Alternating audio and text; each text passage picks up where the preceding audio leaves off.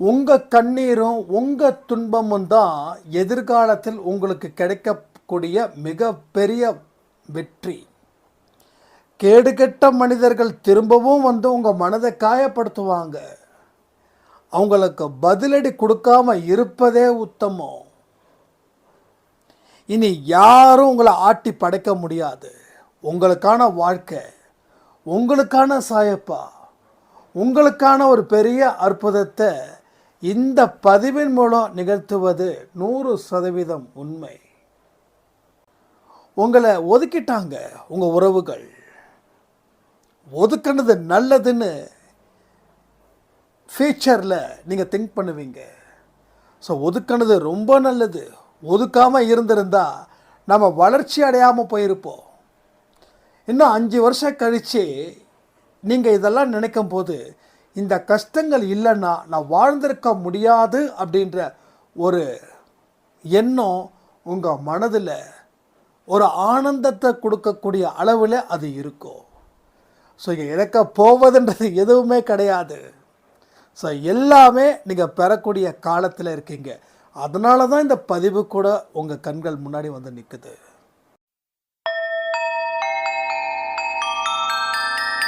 ஓம் சாயிரா சாயிரா, ஓம் சாயிரா சாயிரா, ஓம் சாயிரா சாயிரா, அன்பே சாயிரா, பேரன்பே சாயிரா, அகிலம் தளிக்க ஆத்மா விழிக்க அனுதினம் சாயிரா, எங்கள் அன்பே சாயிரா.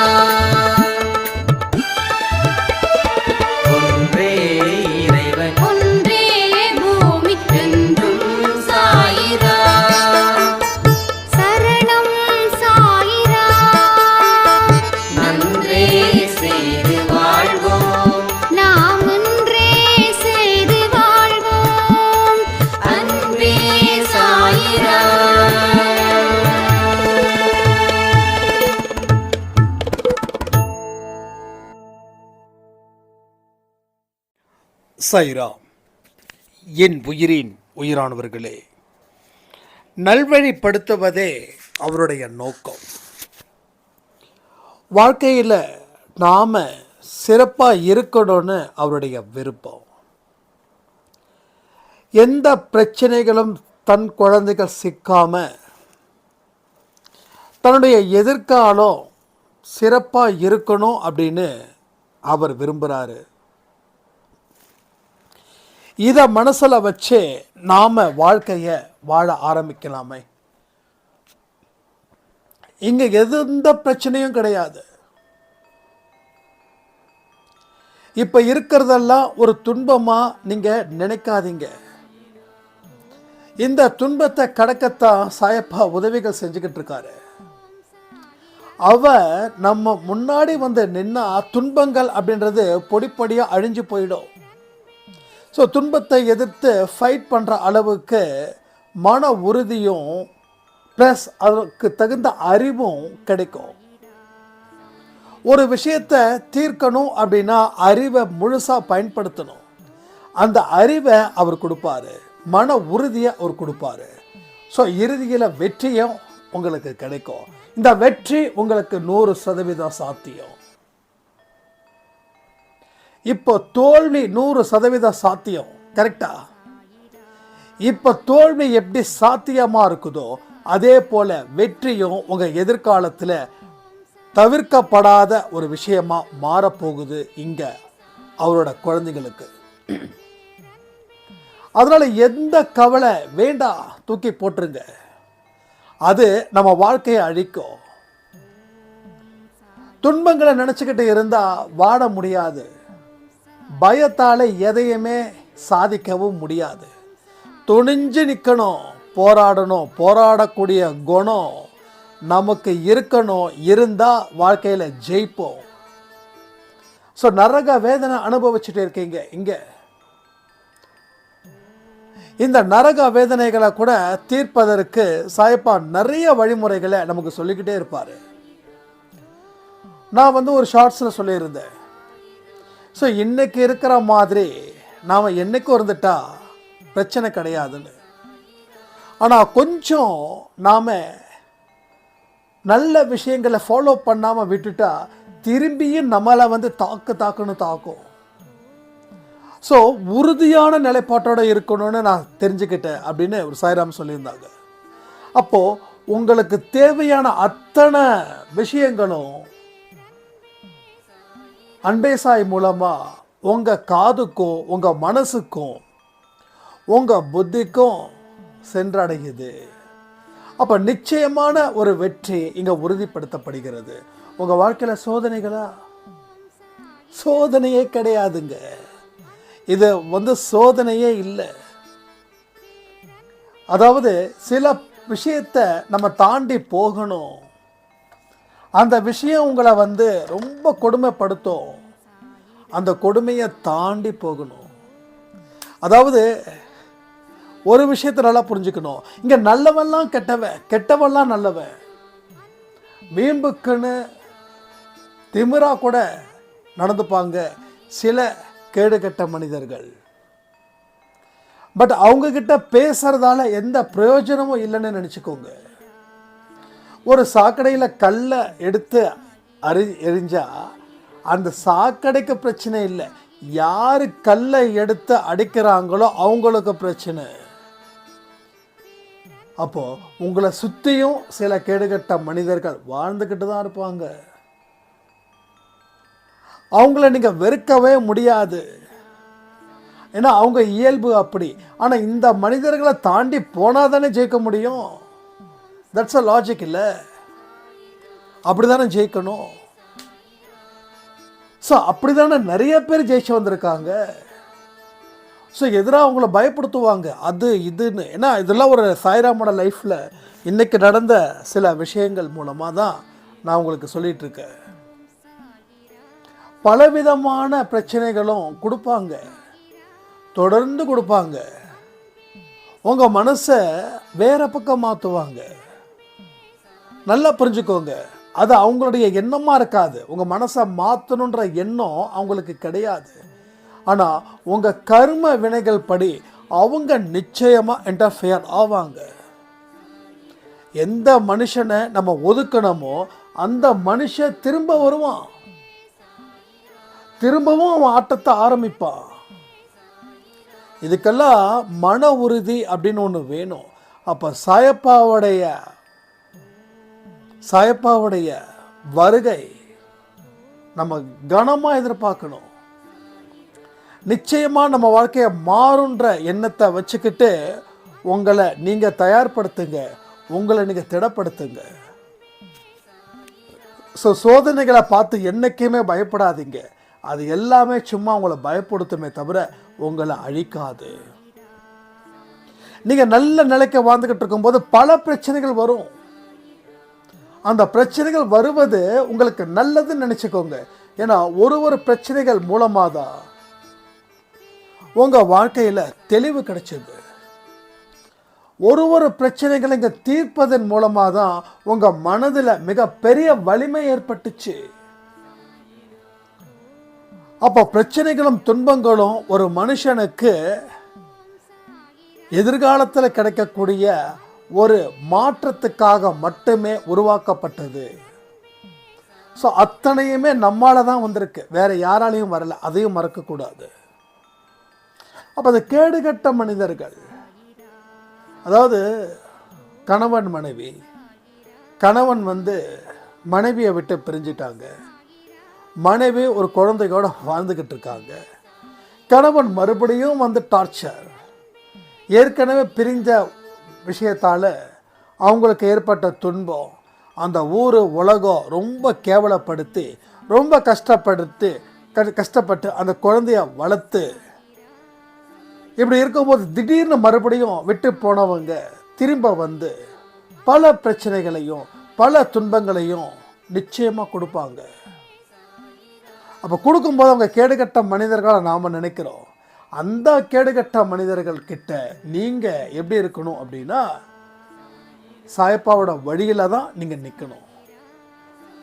அவர்கள் இன்னமும் அவங்க துன்பத்தை உங்களுக்கு கொடுத்த கஷ்டத்தையோ உங்களுக்கு கொடுத்த துன்பத்தையோ உங்களுக்கு கொடுத்த துரோகத்தையோ ஒரு நொடி கூட நினைக்க முடியாத அளவுக்கு மாபெரும் கேடுகட்ட மனிதர்கள் தான். அதனால் அவங்க வெறுக்க வேண்டாம். பேர் வச்சதால அவங்கள வெறுக்க வேண்டிய அவசியம் இல்லை. அவங்களோட இயல்பு அப்படிதான். ஒரு பாம்போட இயல்பு என்ன, ஒரு தேளோட இயல்பு என்ன, ஒரு நாயோட இயல்பு என்ன, அது அந்தந்த நிலையும் அந்தந்த இயல்பில் தான் அதுங்க வாழுங்க. ஏன்னா கெட்டது செய்யக்கூடிய விலங்குகள் ஒரு சாபக்கேடு. அந்த விலங்கை பற்றி சொல்ல முடியாது, அதனுடைய படைப்பு அப்படிப்பட்டது. அதுபோல் இவர்களையும் நீங்கள் நினச்சிக்கோங்க, அதை எளிதில் தாண்டுங்க. அவங்க இயல்போடு நம்ம இயல்பு ஒத்து வராது. அதுக்காக நம்ம பயந்துட்டு ஒதுங்கிட்டோம் அப்படின்னு அர்த்தம் இல்லை.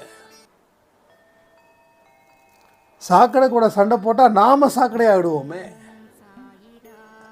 இல்லையா? நாம் இருக்க வேண்டிய இடம் ஒரு புனித நீர். ஸோ அந்த நீருக்குள்ளே தான் நாம் இருக்கணும். ஸோ நாம் சாக்கடைகளுக்குள்ளே இறங்கக்கூடாது இல்லையா? அப்போ எப்பெல்லாம் உங்களுக்கு எதிர்த்து சண்டை போடணும்னு நினைக்கிறீங்களோ அப்போல்லாம் நினச்சிக்கோங்க, சாக்கடைக்குள்ளே விழக்கூடாது. எந்த பதிலோ எந்த ரெஸ்பான்ஸும் பண்ணாதீங்க. உங்களுக்கு ஒரு மனுஷனை பிடிக்கலைன்னா அவங்களுக்கு எதிர்த்து வாதம் செய்யாதீங்க, அவங்களுக்கு எந்த ரெஸ்பான்ஸும் பண்ணாதீங்க. அவங்க பாட்டுக்கு பேசுவாங்க, அவங்க பாட்டுக்கு நிறுத்துவாங்க, அது அவங்களுடைய இயல்பிலே போகட்டும். உங்கள் புனிதமான இயல்பை இப்படி போட்டு கொட்டாதீங்க. ஏன்னா நீங்கள் போகிற இடம் வேறு, அவங்க விழுந்து கிடக்கிற இடம் வேறு. அவங்க அங்கேயே விழுந்து கிடக்குறாங்க. அவங்களுக்கு அந்த அருவருப்புனா என்னன்னு தெரியாது, ஆனால் நமக்கு தெரியுமே. நமக்கு அந்த சென்ஸை கடவுள் வச்சுருக்காரு. அப்போ நாம் தாண்டி தானே போகணும். ஸோ எல்லாத்துக்கும் இந்த அறிவு கொடுக்கப்படலை. யார் கடவுளுடைய அருளை பெற்றவர்களுக்கோ அவங்களுக்கு தான் அந்த அறிவு. அந்த அறிவு இப்போ உங்களுக்கு கிடைச்சிருக்குது. அப்போ நீங்கள் கடவுள் அருள் பெற்றவர்கள், கடவுளுக்கு செல்ல குழந்தை. அப்போ நம்ம வாழ்க்கையில் லட்சியம் என்ன? ஒரு புனிதமான இடத்தை நோக்கி போகிறது. பாழுங்கிணத்தில் விழுவது நம்ம நோக்கம் கிடையாது, நம்ம இயல்பும் அது கிடையாது.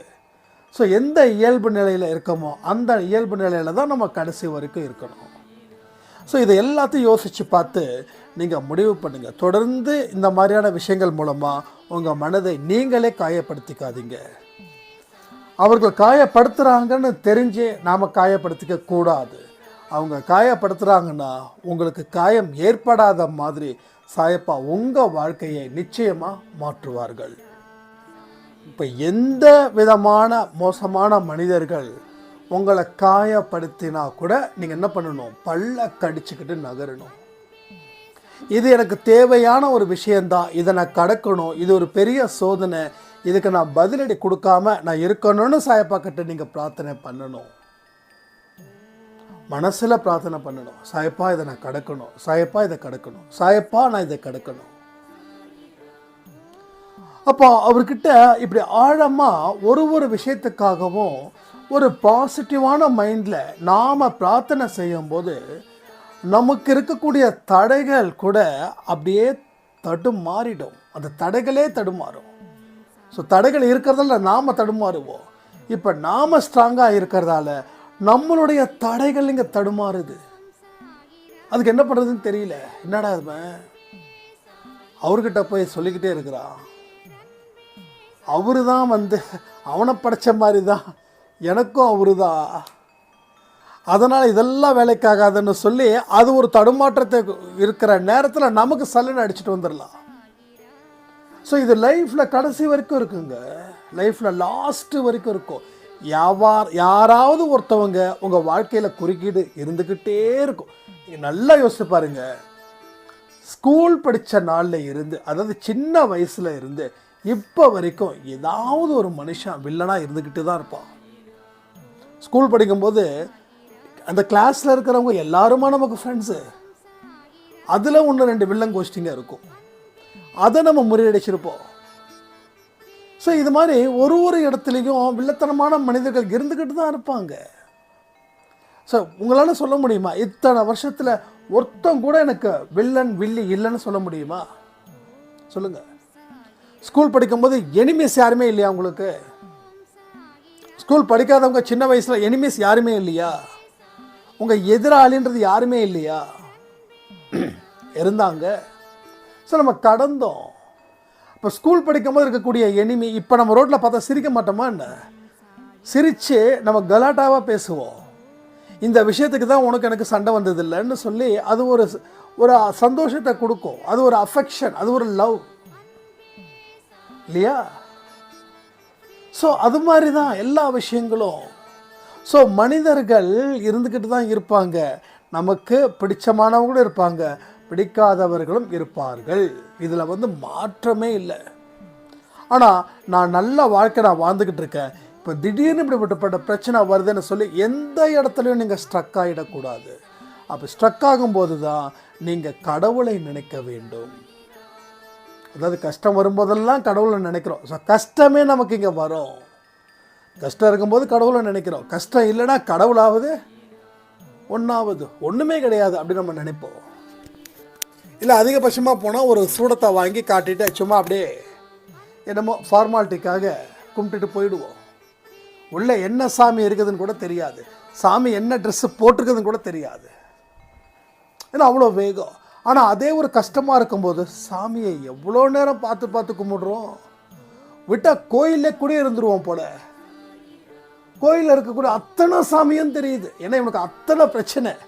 இவன் பிரச்சனைக்கு ஒரு ஒரு இடத்துலையும் சாமி கும்பிட்டுக்கிட்டே இருக்கிறான். பெரிய பெரிய கோயிலெலாம் பார்த்தீங்கன்னா சின்ன சின்ன, நான்லாம் ஒரு காலத்தில் சுற்றினேன் இந்த கோயிலுங்களெல்லாம். எல்லா சாமியும் கும்பிடு. ஏதாவது ஒரு சாமி பவர்ஃபுல்லாக இருக்கும்ல, அதனால் எல்லா சாமியும் கும்பிடு. ஆரம்பத்தில் விநாயகரில் இருந்து அப்படியே சுற்றி சுற்றி சுற்றி சுற்றி கோயிலை சுற்றி இருக்கக்கூடிய எல்லா சாமியும் கும்பிட்டு, உள்ளுக்குள்ளே இருக்கக்கூடிய எல்லா சாமியும் கும்பிட்டு, கடைசியில் அந்த மூலவரை கும்பிட்டு, அதுக்கப்புறம் மறுபடியும் கும்பிட்டு மறுபடியும் கும்பிட்டு மறுபடியும் கும்பிட்டு எல்லா இடத்துலையும் உழுந்து உழுந்து கும்பிடுவோம். ஏன் அவ்வளோ பிரச்சனை இருக்குது? நல்லா பாருங்கள், கோயிலில் நீங்களும் பண்ணியிருப்பீங்க, இல்லை யாராவது பண்ணுறவங்கலாம் பாருங்கள். என்னங்க அவ்வளோ பிரச்சனைன்னு கேளுங்க, கதை கதையாக சொல்லுவாங்க. ஏன்னா கஷ்டங்கள் இருக்கும்போது தான் எந்த கோயிலில் எந்த சாமி எந்த இடத்துல நிற்குது, எந்தெந்த சாமிக்கு என்னென்ன பவர்ஸ் அப்படின்றதும் நாம் தெரிஞ்சுக்கலாம். ஆனால் கஷ்டம் இல்லாதப்போ மனுஷன் கோயிலுக்கு போகவே மாட்டான். அப்படியே ஆன் தி வழியில் அப்படியே ஒரு தோப்பு காரணம் போட்டு அப்படியே போயிடுவாங்க. இன்னும் சில பேர் இந்த கண்ணத்தில் சும்மா அப்படியே வேகமாக என்ன என்ன நடந்துருச்சுன்னு தெரியல. ஏன்னா கஷ்டம் இல்லை அவனுக்கு. அப்படி கும்பிட்டு வந்தால் இப்போ உள்ளே உளுந்து உளுந்து உளுந்து உளுந்து உளுந்து உளுந்து கும்பிட்டுருக்கான். ஏன்னா இது எதுக்கு சொல்கிறேன்னா, நான் வேடிக்கையாக சொல்ல நினைக்க வேண்டாம், சீரியஸாக கஷ்டம் வரும்போது தான் கடவுளை கடவுள் உனக்கு இருக்கிறாரு அப்படின்னு நம்ம நினைக்கிறோம். அதுக்கு முன்னாடி வரைக்கும் கடவுளாவது ஒன்றாவது அதெல்லாம் ஒன்றும் இல்லைப்பா. நான் பாரு எவ்வளோ நிம்மதியாக இருக்கேன், சொன்ன உடனே உனக்கு பிரச்சனை ஸ்டார்ட் ஆகுது. சொன்ன உடனே, அதாவது ரொம்ப நோயாளியாக சில பேர் இருப்பாங்க இல்லையா, அவங்கக்கிட்ட நம்ம போயிட்டு உனக்கு ஏன் இவ்வளோ பெரிய நோய் வந்திருக்கு, ஏன் உனக்கு அடிக்கடி சளி பிடிக்குது, ஏன் உனக்கு அடிக்கடி தலைவலிக்குது, என்ன காரணம், எனக்கெல்லாம் ஒன்றும் வரலையா அப்படின்னு மட்டும் சொல்லாதீங்க. நீங்கள் சொல்லிட்டீங்கன்னா வித்தின் 24 ஹவர்ஸில் அது உங்களை தாக்கும். ஸோ நம்ம பெருமை பேசுகிறதுக்காக போல, அவர் அப்படி இருக்கிறாரே ஏதாவது நல்ல வார்த்தைகளை சொல்லுங்கள். உங்களை பெருமை பேசுகிறதுக்காக உங்கள் பலகீனமானவங்க கிட்ட போய் உட்காந்து பேசாதீங்க, கதை பேசாதீங்க. நீங்கள் அவரோட மோசமான ஒரு நிலைக்கு நீங்கள் நிச்சயமாக தள்ளப்படுவதுன்றது உறுதி. அப்போ அதுதான் நம்ம என்றைக்குமே யோசிக்கணும். எதை யோசிக்கணும்? வாழ்க்கையில் நம்ம என்ன கற்றுக்கிறோம், கஷ்டங்களால் நம்ம என்ன விஷயங்களை சாதிக்க போகிறோம், கஷ்டத்தை கடவுள் ஏன் கொடுக்குறாரு, கஷ்டத்தை கொடுக்கறதால என்னோட லாபம் என்ன, என்னோட நஷ்டம் என்ன. இங்கே நிறைய பேருக்கு நஷ்டம் தான் தெரியுது, ஆனால் நஷ்டம் கிடையாது, லாபம். இந்த லாபம் எப்படிப்பட்ட லாபம்னா, கடவுளை நீ நினைக்கிற, கடவுளை சிந்திக்கிற, கடவுளுக்காக நீ பயப்படுற, அதனால் உன்னோட ஒழுக்கம் சரியாகப்படுது. உன் வாழ்க்கையில் நல்லதை மட்டும்தான் செய்ய போகிற இனி. ஸோ இப்போ சாயப்பா வந்ததுக்கப்புறம் தான் என் வாழ்க்கையில் இவ்வளோ தூரம் வந்திருக்கேன்னா, நான் ஏன் சாயப்பாவை வணங்கினேன்னா, நான் கஷ்டப்பட்டதால். கஷ்டப்படலைன்னா ஜஸ்ட் லைக் தட் ஒரு ஃப்ரெண்டா அப்படியே வந்து ஒரு நிமிஷமாக 2 நிமிஷமாக கிராஸ் பண்ணி போயிடுவேன். இப்போ கஷ்டம், ரொம்ப நேரம் இருக்க வேண்டிய சூழ்நிலை, கடவுள் என்னை காப்பாற்றணுன்ற ஒரு கட்டாயம் எனக்கு வந்துருச்சு. அதனால் கடவுளை உழுந்து கும்பிட்டேன். அதுக்கப்புறம்தான் இன்னும் கொஞ்சம் மெச்சூர்டு கடவுள் கொடுத்தாரு. கொடுக்க தான் இன்னும் நிறைய விஷயங்கள் கொஞ்சம் தோண ஆரம்பிச்சுது. அதன் மூலமாக நம்ம வாழ்க்கையில் பல விஷயங்களை நம்ம இன்னும் செய்யலையே அப்படின்னு நாம் நினச்சோம், முயற்சி பண்ணோம். அந்த முயற்சி தான் இப்போ இங்கே நடந்துக்கிட்டு இருக்குது. அப்போ இந்த கஷ்டங்களை பற்றி நாம் ஃப்யூச்சரில் நினச்சி பார்ப்போம். இது வந்ததால தான் கடவுளே நமக்கு கண்ணுக்கு தெரிஞ்சாரு. இன்னும் கஷ்டம் அதிகரிக்க ஞானமே இங்கே பிறக்குது அப்படின்னு. ஸோ ஆரம்பத்தில் எல்லா மனுஷங்களுக்கும் பெரிய ஒரு வருத்தம், கடவுள் ஏன் என்னை இவ்வளோ சோதிக்கிறாரு, எதுக்காக என்ன மட்டும் சோதிக்கிறார். இது எல்லாருடைய மனசுலையும் ஒரு நம்பிக்கை, இது எனக்கு மட்டும்தான் இவர் சோதிக்கிறாரு, எனக்கு மட்டும்தான் இவர் கஷ்டத்தை கொடுக்குறாரு. என்னமோ நம்ம வீட்டு பக்கத்து வீட்டுக்காரவங்களுக்கு தினமும் ஒரு வரத்தை கொடுத்துட்டு போகிற மாதிரி. ஸோ இவங்களுக்கு மட்டும்தான் இப்படியா, இவங்க குடும்பத்துக்கு மட்டும்தான் இப்படியா. அப்போ மற்ற குடும்பத்துக்கு வரமாக கொடுக்குறாரு.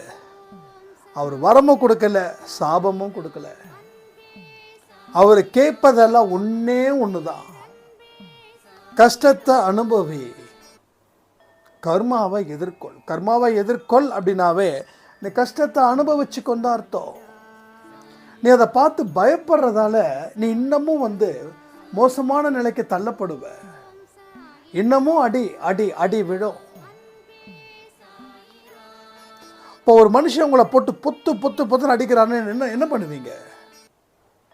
சரி, நீ பாட்டுக்கு அடி, நான் பாட்டுக்கு வாங்கிக்கிறேன் அப்படின்னு சொல்ல முடியுமா? சொல்லுங்க.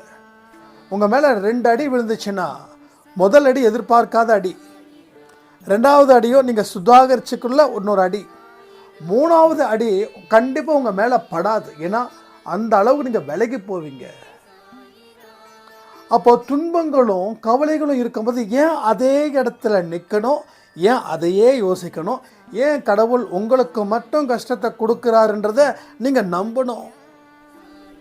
எதற்காக இத்தனை வேலைகள் செய்யணும்? ஸோ நம்ம நம்புகிறோம், கடவுள் எனக்கு காப்பாற்றல, கடவுள் எனக்கு மட்டும் சோதனை கொடுக்குறாரு, கடவுள் எனக்கு மட்டும் கஷ்டத்தை கொடுக்குறாருன்னு நாம் நம்புகிறோம். அதனால தான் அந்த அடி மேலே அடி விடும்போது நம்ம தப்பிக்கலை, அதே இடத்துல நிற்கிறோம், அடியை வாங்கி ரசிக்கிறோம். அதுக்கப்புறம் எதிர்க்க துணியும் போது வாங்கின அடி உடம்பு ஃபுல்லாக காயமாயிடுச்சு, கை கால் முட்டிலாம் வலி. இப்போ நவரணும்னு நினச்சா கூட நவர முடியாது. புரியுதா நான் என்ன சொல்ல வரேன்னு? அதாவது ஆரம்பத்திலேயே நீங்கள் துன்பத்தை பார்த்து பயந்து அங்கேயே ஒதுங்கிட்டீங்க. இப்போ ஒரு ஏஜ் ஆகுது, அந்த ஏஜில் அதை கடக்கணும்னு நினைக்கிறீங்க, ரொம்ப கஷ்டப்பட வேண்டிய நிலை உங்களுக்கு இப்போ நிற்குது. அப்போ தப்பிக்க வழி நிறைய இருந்துச்சு, தப்பிக்கலை, விட்டாச்சு. இப்போ தப்பிக்க முடியாத சிச்சுவேஷன். ஸோ லைஃப்ன்றது இது ஒரு பெரிய விஷயமாக மாறுதுங்க. வாழணும்னு நினைக்கும் போது வாழ்க்கை போயிடுது.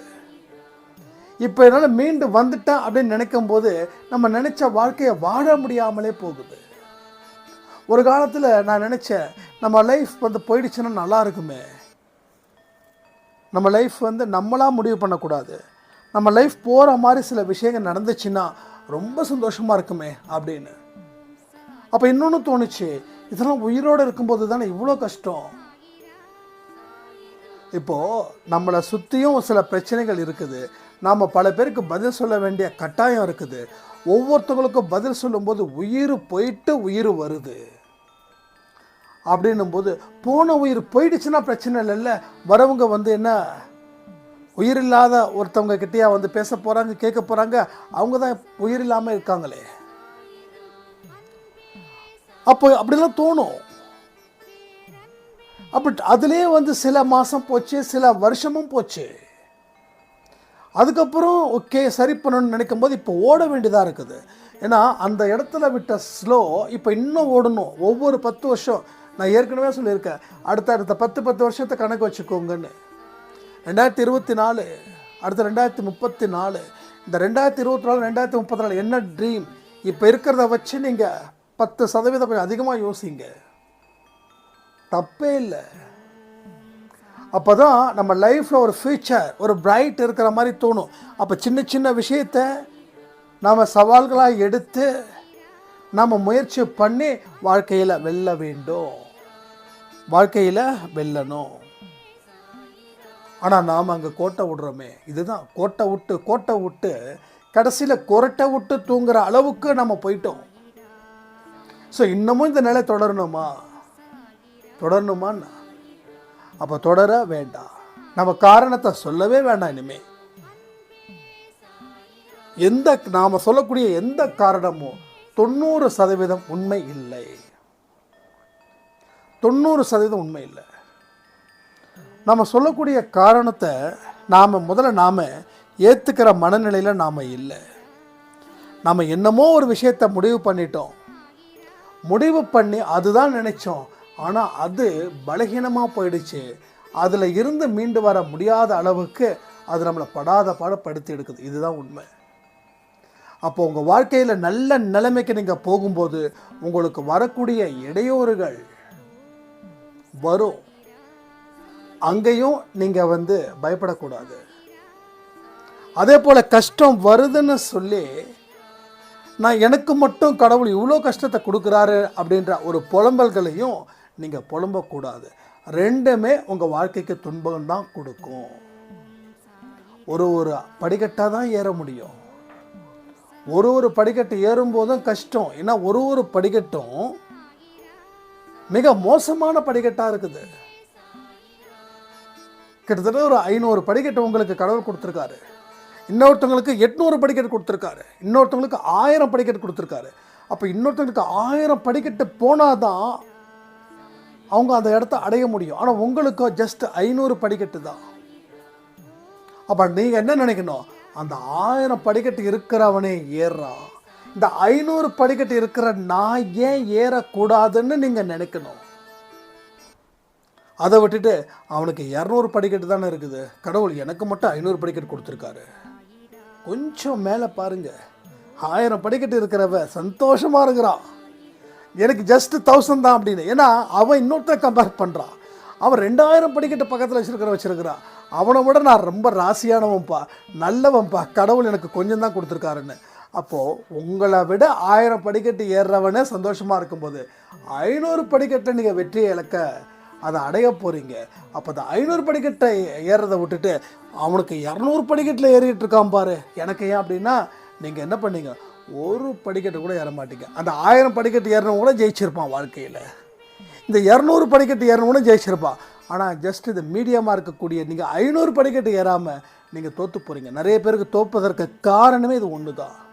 ஆனால் அதுக்கு நீங்கள் முடிவு பண்ணி பேர் வச்சிங்க பாருங்கள், ஒரு பேர் அவனுக்கு ராசிப்பா, அவனுக்கு பேக்ரவுண்ட் ஸ்ட்ராங்காக இருக்குது, அவனை காப்பாற்ற நிறைய சொந்த பந்தங்கள், ஒருத்தன் கூட வரமாட்டான், எந்த சொந்த பந்தமும் வராது. இது உண்மை. நீங்கள் நல்லா இருக்கும்போது வருவாங்க. உங்கள் நிலைமை கொஞ்சம் அப்படி இப்படி ஆயிடுச்சுன்னா எட்டி கூட பார்க்க மாட்டாங்க, காது கொடுத்து கூட கேட்க மாட்டாங்க, எப்படி இருக்குன்னு கூட 4 பேர்ட்ட விசாரிக்க கூட மாட்டாங்க. ஏன்னா விசாரித்தா பிரச்சனை. ஆமாப்பா சரியில்லைப்பா, அவங்க நிலைமை கொஞ்சம் சரியில்லை, நீ கொஞ்சம் உதவி பண்ணலாமே அப்படின்னு அவங்க உங்களை சொல்லுவாங்க. அது உங்களுக்கு மிகப்பெரிய ஒரு சங்கடத்தை ஏற்படுத்தும். அதனால தான் தோத்தவனை பற்றி நம்ம பேசவே மாட்டோம். அப்போ எதுவுமே சாயப்பாவோட வழியில் நீங்கள் செல்ல வேண்டும். அவரோட வழியில் இருந்து கொஞ்சம் கூட விலகாதீங்க. நீங்கள் விளங்குனீங்கன்னா அது உங்களுக்கு பேராபத்தில் போய் முடியும். ஏன்னா சாயப்பாவோட நல்ல வழிக்கு தான் இங்கேருந்து கூட்டு போயிட்டுருக்காரு. அவரோட முழு முயற்சியை எடுத்து உங்களை ஒரு நரகத்தில் இருக்கிற உங்களை ஒரு நல்ல இடத்துக்கு அழைச்சிட்டு வர அவர் தயாராக இருக்கார். அவருடைய வழியில் மட்டும் நாம் என்னைக்கும் போனால் எவ்வளோ பெரிய துன்பங்களாக இருந்தாலும் அந்த துன்பமே இல்லாத அளவுக்கு அதை சரி செய்யக்கூடிய சக்தி அவரிடம் இருக்குது. ஏன்னா அவர் கடவுள். அவரை மனிதனை விட பலசாலி. மனிதனால் செய்ய முடியாததை கடவுள் செய்வார் அந்த மனிதனை வச்சு. ஸோ எந்த மனுஷன் இந்த உலகத்தில் எல்லா மனுஷனால் ஒதுக்கப்படுறாங்களோ அந்த ஒதுக்கப்பட்ட மனுஷனுக்கு நல்ல மனசும் உண்மையும் நேர்மையும் இருந்துச்சுன்னா அந்த மனுஷனை கடவுள் பிடிச்சுக்கிறாரு. அவனை தான் மடியில் உட்கார வச்சு தனக்கு தேவையான அந்த மனுஷனுக்கு தேவையான அத்தனை விஷயத்தையும் கொடுக்குறாரு. அதுக்கப்புறம் தான் அந்த மனுஷனுக்கு ஒரு பெரிய ஒரு ஒரு ஒரு வழி தெரியுது. அந்த வழியின்படி அவன் வாழ்க்கையை ஆரம்பிக்கிறான் உற்சாகமான மனநிலையோடு. இப்போ யாரெல்லாம் தூக்கி போட்டானோ அவெல்லாம் இவனை பார்த்து சலாம் போடுறான். இது நிறைய நடக்குது அன்பேசாய் குடும்பத்தில். அது உங்களுக்கும் நடக்கணும். அப்போது அவருடைய வழியில் நீங்கள் போகணும். அவருடைய சொல்படி உங்கள் வாழ்க்கையை வாழணும். நீங்கள் பலமான மனிதர்களாக வாழ்ந்து உங்கள் ஒவ்வொரு வாழ்க்கையில் நடக்கக்கூடிய அற்புதங்களும் சாய்ப்பாவுக்கு காணிக்கை ஆக்கணும். இதுதான் நம்ம அன்பேசாய் குடும்பத்தில் இருக்கக்கூடிய குழந்தைங்களோட தீர்மானமாக இருக்கணும். இதை நிச்சயமாக நீங்கள் செய்வீங்கன்ற நம்பிக்கையோட இந்த ஆடியோவை நான் முடிக்கிறேன். ஜெய் சாய்ராம்.